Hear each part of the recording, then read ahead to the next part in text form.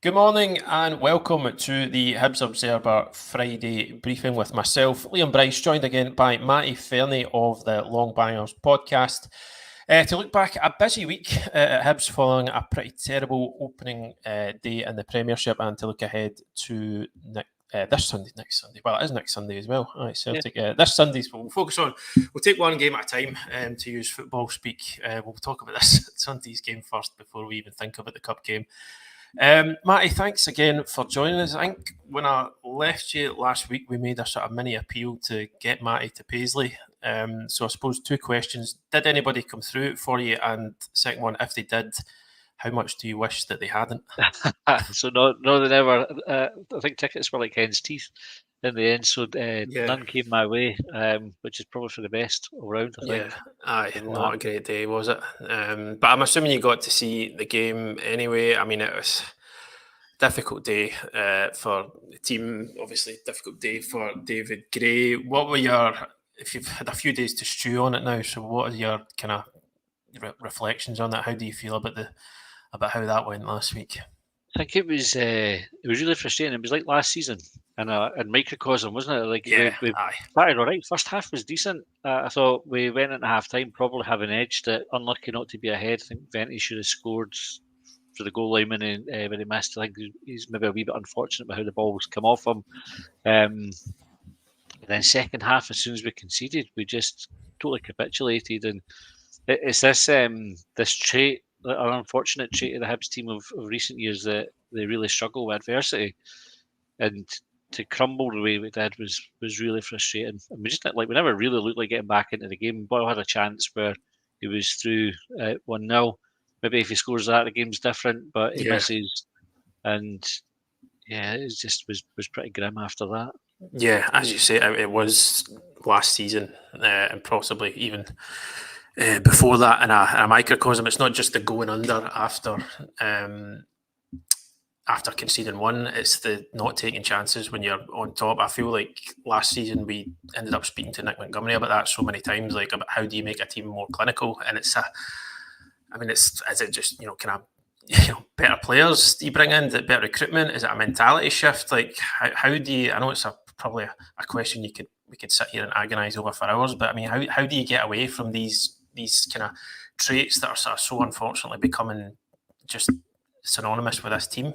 I don't know. It's a weird thing. Like I think if you were to look at the way the Hibs try to play, which is to try to dominate the ball and create lots of chances, it almost affords you like a really good team can afford to miss them. Like if you look at the number of chances that Celtic or Rangers miss in a game, I would imagine they miss loads. Like they miss, probably double the chances that most other teams miss, even the good ones. But they get away with it because they're just relentless with their attacking. And I think Hibs get wasteful because they expect another chance to come. So it's not like they go, I'm only going to get one shot at this, so I have to make it count. And we see it so many times, even from when you go back to when we were in the Championship and the amount of games that Hibs would dominate, and then we'd lose a corner in the last minute, or there'd be a breakaway, and they'd score for that one chance. And you think it's maybe because they realise that they're only going to get one chance, so they have to make it count. Whereas, if you're a Hibs striker, you know the ball's going to come your way again. Yeah. So I don't know if it's a mentality thing or a quality thing, or if there's anything in that at all. If that's just some daft hypothesis that I've got, but I dare say it's probably a bit of both, isn't it? I mean, because it's never just one thing. I wouldn't have thought there's probably a kind of a mix of just lacking quality at times. Again, guys like Martin Boyle, like you'd expect him to certainly gobble up chances like that. I think we spoke a wee bit last week about Dylan Vente as well, and I think the thing we talked about with him was confidence, and obviously I think that him missing that chance obviously is then amplified because of what the result was. I think if Hibs come away with, if say Boyle scores his or somebody else finds in it, and then people will mention Vente's chance, but it becomes more of a footnote rather than like a kind of main talking point. So I felt for him in that regard, because I mean, again, that's if he was already struggling for confidence, and something like that's not going to do him any good, is it? No help. And I think obviously with a couple of strikers coming in, it's probably not looking too good for Venti at the moment for the rest of the season. I think he will have a bit of battle on his hands to get in the team and stay in the team now. Yeah, aye. I suppose, yeah, I mean, competition's good. You don't know what that's, I suppose, what that might end up bringing out in him. But aye, at the moment, it's as you say, it's kind of, it's looking as though David Gray's made a kind of real concerted effort to add more options in that area of the pitch, which he obviously had to do. So, I mean, yeah, moving on from Sunday, because I imagine everybody over the course of this week has probably had enough of stewing on it. It was obviously followed by a few signings coming in the door. Obviously, Kukurevich came in before the St Mirren game. He got a wee bit of time on the pitch, but I think he's probably going to be a wee while before he's fully up to speed. Followed by Junior Hoylett, Nicky Cadden, and then, as kind of was expected for a wee while, Kieran Bowie. So, I mean, certainly Hibs have added options there. We can maybe, kind of touch on them individually in a moment, but just kind of as a whole, have you been encouraged by this business? Do you think these are sensible transfers, or are you kind of still on the fence?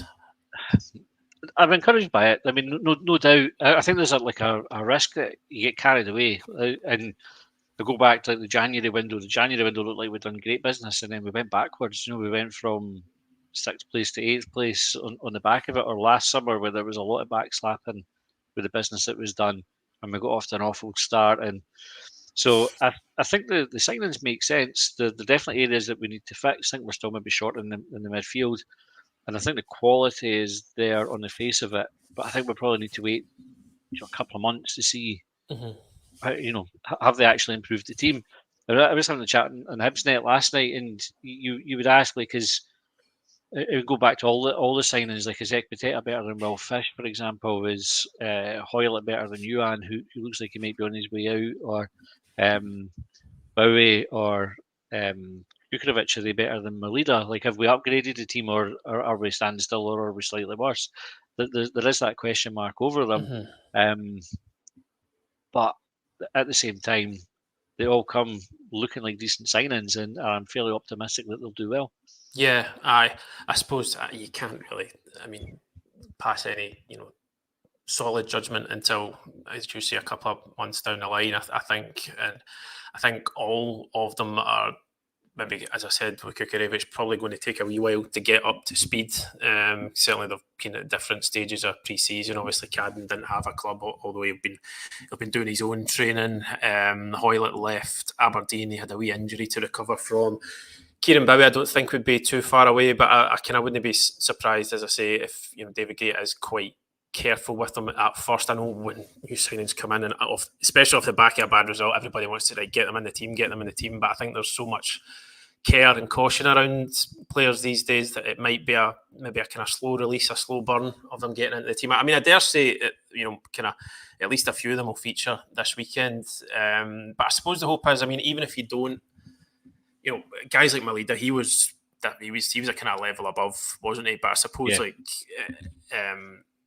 if you can't get a player of that quality, and obviously it's kind of in Scottish football, if you're outside of the Celtic and Rangers, it can be rare for an opportunity to come along to recruit a player like that. But I suppose the hope is, even if you can't, sign somebody exactly of that quality, and I don't want to go all like Moneyball on it, but like you can create something that's more than the sum of its parts, a team that gels well together. Because I don't think anybody would you look at, some people might disagree, I don't know, but you kind of look across the pitch at teams like maybe St Mirren and Dundee, who finished ahead of Hibs last season, and in a kind of a lot of areas you would probably say, well, these aren't individually better players. So I think it's the kind of key to success, I think, for me, at a certain level in the Scottish Premiership is, you're most of the time you're only going to be able to recruit a level of player that is, there is a ceiling there. And that's not to say you can't recruit good players, and the Hibs shouldn't be looking to do that. But for me, it seems that maybe the focus is, kind of less on, or should be less on, individual players, and we're creating a team that works together, because I think that's what other sides like Dundee, St Mirren, Kilmarnock have achieved over the last few years, whereas Hibs just haven't been able to do that. It's definitely that the greater than the sum of its parts element is definitely something that we've been missing. And yeah, you've seen it so many times, like teams who you wouldn't swap any of the players. Really, like if you go back like last season, Ross County or Livingston beat us at times, and there's not really many of those players would make it into the Hibs team. So I agree. Like I think it's hard to replace somebody like Merlida like for like. If you can get somebody who's on the way up, like Bowie, this is maybe the way to do it. But often, like you say, you don't really need them to be that good. If they're the right fit for the team, they'll actually perform better anyway. Yeah, And I guess that's kind of what we've got to yeah. hope for. Aye, I think David Gray, he alluded to that. I think when he first came in, he'd be talking about creating a sort of strong spine, and then maybe being able to sprinkle one or two on top of it, like a kind of bit of stardust almost. So again, maybe the hope is that young guys like Kieran Bowie will develop into that, that kind of that higher level player. He's obviously a young guy with a lot of potential. I don't know if you've seen how much of what David Gray was saying yesterday, but he seems to, really, really rate Bowie, doesn't he? Mm-hmm. Yeah, and I don't really know much about Bowie, but I've got a friend who's on one of the Race Rovers podcasts or the Race Rovers podcast, and so I reached out to him to say like what's it like, and he couldn't have spoken more highly of him. He said all the attributes to do well, like especially in the Scottish League because he's got the pace and the power. David Gray spoke very highly of him as well, and definitely sees him as I think a kind of key component of the team. So I'm excited about it. Bowie's probably the one out of all of them that I'm most excited for because he has that young profile. He's on his way up, and I think there's quite a few other teams that were interested in him. So I'm glad Hibs have got him. Yeah, so we'll see how that pans out, obviously. And you touched on, did you touch on earlier that you think the midfield is still a wee bit short? I think I agree, but I want to hear your perspective on it first. Yeah, I think we saw it on Sunday, and it's bad because we'd played the League Cup games and had done pretty well. Right, Kelty result to one side. I didn't really have too many concerns about the midfield, and then you saw the second half on Sunday, and those concerns came back, and you realise actually that midfield's no different from the one that struggled last season. So we definitely need somebody in there, I think, to help Joe Newell more often. Like I think Joe Newell tries to do a lot, and sometimes his performance suffers on the back of it. Mariah Welsh, I think, is a good player, but inconsistent, and the same goes for Josh Campbell. So I think, like, I was really encouraged to see us linked with McGowan and Alan Campbell yesterday. I mean, that I don't know how much is in that one, but I think if we're looking at that level of player and that type of player for the midfield, then the club know exactly what we need because those are exactly the type of players that I think we're missing. Because I mean, you might to think to say like, Hibs are short in midfield. Like if you looked at the squad on paper, you'd be like, well, there's actually a lot of midfielders in there. But it's more the kind of variety of different types. Yeah, we really like somebody that.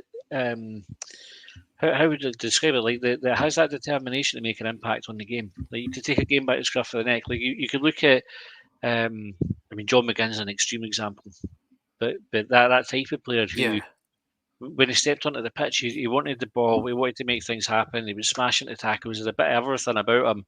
But now I think that our midfield is like really beige, and that they're technically quite good, but you don't have anybody in there that's like, demanding the ball, taking shots, making tackles, trying the killer passes off, and it's all very safe. And I like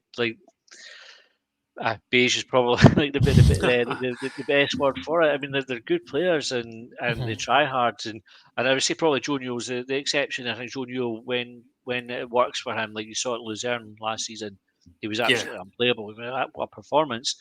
If he hit that level every week, we'd be laughing. And he's definitely capable of it. But we need that attitude. I always thought Dylan Levitt was frustrating because he's got all the technical ability in the world, but he just seemed to miss that wee bit of, you're going to be the main man today. That like the arrogance or the swagger or whatever you want to call it. If he could add that to his game, he'd be one of the best midfielders in the league, I think. And that's what Hibs need just now. Somebody who's not dead nice, somebody who just gets in about folk, is a bit of a pain in the backside to the opposition, and is determined to make things happen. If we get one of them in the midfield, we're laughing. Yeah, it can be. I mean, that kind of one player can be transformative because, again, as we touched on earlier on, if you can get somebody who can complement the other different qualities in the midfield, then it certainly can become a different proposition, I suppose, can it?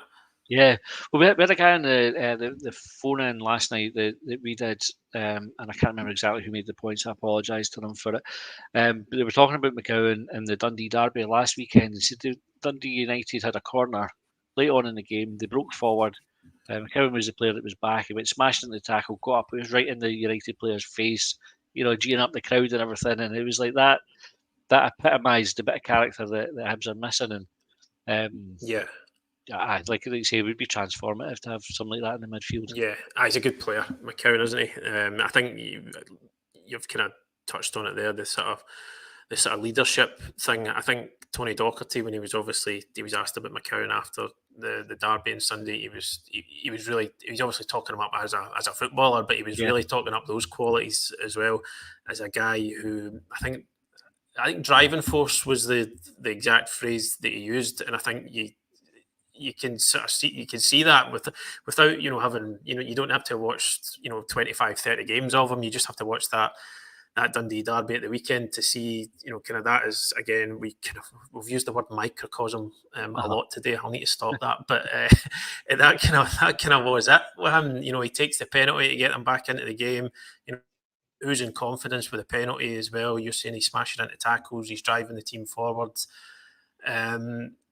So as I said, I mean, I think with McCowan, we're not completely sure what the level of interest in Alan Campbell at the moment, but we do know that Hibs have had a bid knocked back from him, but for McCowan, sorry, not Campbell, before somebody nabs that one for social media. Yeah, I mean, so is he just basically the exact type? Is he kind of the player that you would like to see Hibs really pursue between now and the end of the window, McCowan? Yeah, I think so. If not him, somebody of that ilk, and I'm encouraged that we're looking at that level of player, because they're not going to be cheap, so it sort of dispels the myth that Hibs are not prepared to spend money. But it gives me confidence that the club know what we need as well. The fact that we're going after, and I would imagine if we don't get him, there will be somebody that's lined up behind him that we would go for instead. Aye, of the sort of same mould, because McCowan, I think it'd be a real kind of statement from Hibs if they were to go and pluck out one of the best players in the league last season and be prepared to pay the money for him. But I think it's that's just kind of my opinion, but it seems like potentially a difficult one to do. Certainly maybe this summer at least. He's going into the last year of his contract with Dundee. The kind of talks there have been going on for quite a few months already. Tony Docherty, the earliest I'd seen, was that he said those talks were ongoing, and that was back in March, so it's possibly even earlier. So he's clearly in no rush to sign a new deal at this point. But I suppose it's just whether if Dundee become aware that he's not going to sign a new contract, do they decide okay, we're going to cash in on this summer, or maybe something like they finished top 6 last season, and McCowan was clearly a big part of that. They'll have similar ambitions this year. Once you finish in the top 6, you've earned a chance to have a go potentially at the European places. I mean, clubs will only be looking upwards on their finish last season. So, I mean, there could even be, again, I'm just sort of speculating here, but it could even be a scenario where, we're going to lose McCowan at some point, but is he of more value to us keeping him for another year than what clubs are willing to pay for him this summer? Because even from Hibs' perspective, even if they really do want a player, if they know he's out of I don't think any club, if they know that a player is out of contract, they're probably, I don't know what you think, but probably not going to overpay for a guy that they know is coming to the end of his deal. So it's and again, it comes down to what the player wants as well. He can end up turning around and saying, in fact, I'm going to stay here, because I think it's quite well known that he's very settled at Dundee. Dundee themselves, would it be a hard sell to their fans to sell their captain to a team at the moment that they'll see as kind of competing to get into of the league? Could they potentially, would it be kind of easier for them to encourage interest from an English club if they're going to sell? So I suppose in a kind of long-winded way, I just feel like there's a kind of lot of variables around that one that maybe all of them need to go in Hibs' favour for it to happen, do you think? Aye, and I think that it's a difficult sell for Hibs to the player as well at the moment, because we're not a team that looks particularly on the up. do you know, I think where Dundee are, and you could probably say the same for a team like Kilmarnock or St Mirren, is everybody seems to be right behind them. There's a proper positive feeling around the club, and Yeah, that's missing massively from for Hibs at the moment. So I think Hibs would probably have to pay over the odds in terms of wages. Do you know, if they were going to offer an attractive package to say, look, we're maybe not the finished article just now, but we see you as a key part of it, come and be part of the rebuild, and we'll make it worth your while. So I think that on top of paying over the odds in terms of a transfer fee probably might be a step too far yeah. for Hibs. But I don't think it would get as far as it did if they weren't kind of confident enough that the No, player, no, yeah. the like ballpark, they would know, if I give you these terms, would you come? I think the reality is in football that those conversations happen before bids go in, and Yeah, aye. Clubs generally don't make a bid if they don't think the yeah, player isn't going to be interested in it, do they? that's it. So I think it's it's a wee bit of poker at the moment, isn't it? Like to see who blinks first Yeah, with the bid, and ironically, it probably helps Dundee's case the fact that St Mirren won on Sunday, and there was such a wild reaction for the support to kind of pressure the club into to doing something yeah, that there's maybe a wee bit added heat to say like, well, you know what, if we go and get this one, surely that'll shut a few the centres up. yeah. Aye, and but it's people were right. Do you know what I mean? In their reaction to it. I mean, some people might look at it, and I know we're going back to. I'm not going to get back to the St Mirren game No, for too long, but I think the kind of frustration was very justified in thinking that well we need to see the club react to this, really, wasn't it? And I suppose in a way they have done that with the new signings. Kind of whether it'll pan out as everybody hopes it does remains to be seen. But yeah, kind of immediate future is Celtic coming to Easter Road on Sunday. How are you feeling about that? I'm probably more optimistic than I should be. To be fair, I mean, I think any logical uh, like a review of the situation would lead you to believe that Celtic will win comfortably. But Hibs have got a wee knack of bouncing back off a really bad result, going into like a big game where you think, oh, we're going to be lambs to the slaughter, and turning on a bit of a performance. The last game at Easter Road at the tail end of last season, but before the split, where Celtic won 2-1. I mean, Celtic were really lucky to take the points in that game. I mean, Yeah, lucky to get anything, I thought, weren't they? yeah. For all Celtic will complain about referee conspiracies against them and everything. I mean, they were bailed out massively by the officials in that game, and we had the 0-0 before that with them. So it's not an easy ground. Brendan Rodgers doesn't have a great record at Easter Road. I think that was his first win in his two spells at Celtic. And I think if I look at the pre-season when we played Pauk, who were a better team than Hibs are, you look at the way that David Gray set the team up, and we were really kind of compact, limited the number of chances that they got, and obviously we nicked a goal ourselves out of nothing really. I think we might see a similar setup to that, where we just kind of go and say, well, we're not bothered about bossing the ball or trying to kind of pin you in your own half. We'll let you come at us and counter attack you, and I don't really have too much of a problem with that. I think if we do it and do it well, we've got half a chance. Yeah, aye. David Gray actually he sort of got asked about that yesterday. You'll be able to read it on the website just now about like the adjustment from playing St Mirren to then playing. So it's quite a unique thing to the Scottish Premiership, isn't it? Where you can go for a game where you're expected to go and dominate the ball and make things happen, to a game where you're so far the underdog. But I think you make a good point, and he was asked about it, Gray, and he answered, but obviously he's not going to give away the state secrets in terms of what his tactics are going to be. But it's a different challenge for this team, isn't it? It's almost, there's not the onus on them to go and dictate the game, and I think maybe with what he's trying to instill in them in terms of hard work, pressing, organisation at the back. I know it wasn't particularly encouraging last week, but I mean, because it's that different type of challenge, if you can get at least a strong performance, you can get something from it, perhaps it would change the mood a wee bit, wouldn't it? And it could be a sort of catalyst for the team to build on, I suppose. Yeah, I think definitely if we're going to lose, it's the way that we lose is going to be important, because I think every Hibs fan bar one or two maybe lunatics, would accept that it's likely that Celtic will beat us. Like, kind of, it's happened often enough over the years that you know the script with it. But there's ways to lose a game, and if we lose the way that we lost against St Mirren or lose heavily, then folk will be upset about it. But if we go and put in a fight and a display and that sort of performance that makes the support proud, then there is almost that sort of perverse way that good can come of it. Like people get a bit of faith back, and a bit of goodwill is generated back towards the team and the club. So it's not a free hit. Like this is like the one that comes up, isn't it? Like folk talk about a free hit, and we can't afford to take it as a free hit. But what you sometimes find though is when you're the team that is the underdog in a game like this, is it focuses the mind of the players, and maybe going back to the point we made about how the team's wasteful with in games when we were on top and you miss so many chances, is maybe the concentration levels aren't what they are when you go into a game like this, where if I let my runner go here, we're going to concede a goal, so you have to be switched on like every second, and that brings the best out of players sometimes as well. So you get that sort of heightened performance when the team beats expectations.